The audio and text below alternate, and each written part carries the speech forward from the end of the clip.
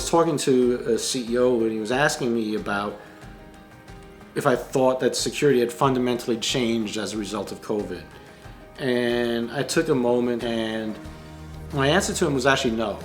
The role of a CISO, if at its most fundamental, is understand what your most critical assets are and do whatever you have to do to protect those most critical assets.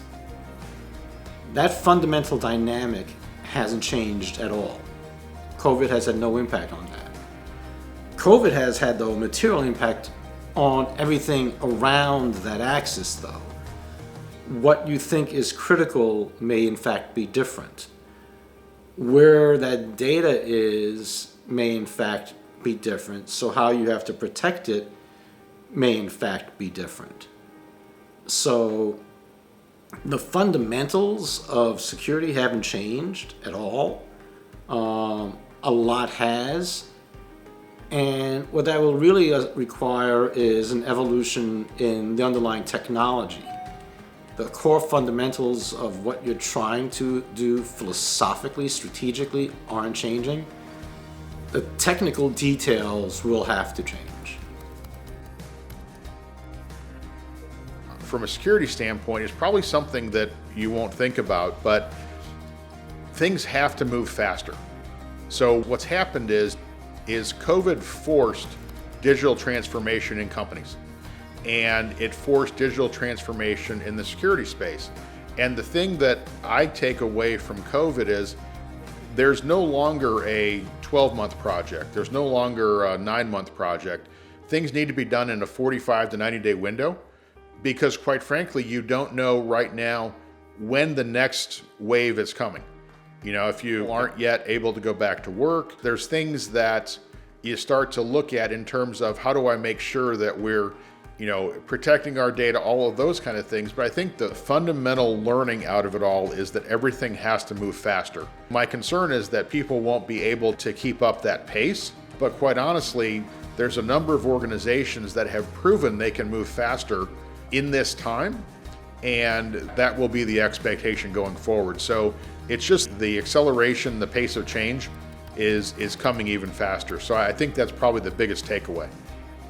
I think the biggest change and the biggest impact on CISOs is going to be, and again, it kind of comes to this converged model, where I'm responsible for crisis management and run the crisis management team.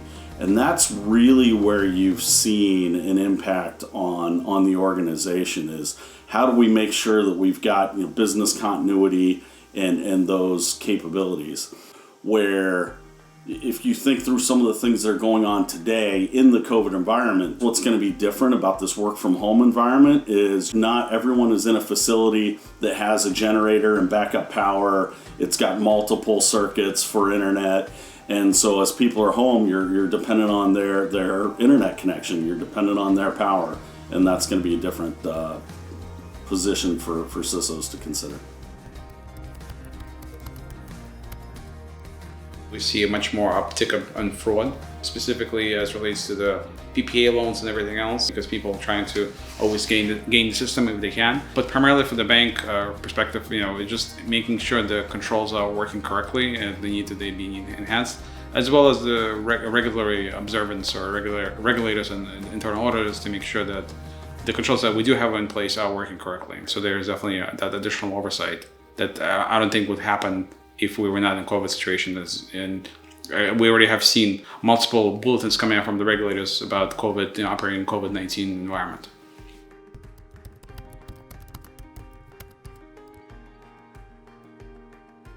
I think what I learned as part of the COVID response was that users under stress acted better than I thought they would. They were more concerned with doing things right than just getting them done. Security is not an afterthought of what we have done. Security was one of the first things we did. So what have we learned thanks to COVID? We have learned that people can be productive no matter where they're working from. We have learned that we can still be productive as an organization no matter where our people sit or what machine that they're actually working on, no matter where they're at in the world. We're a global organization. We have people in.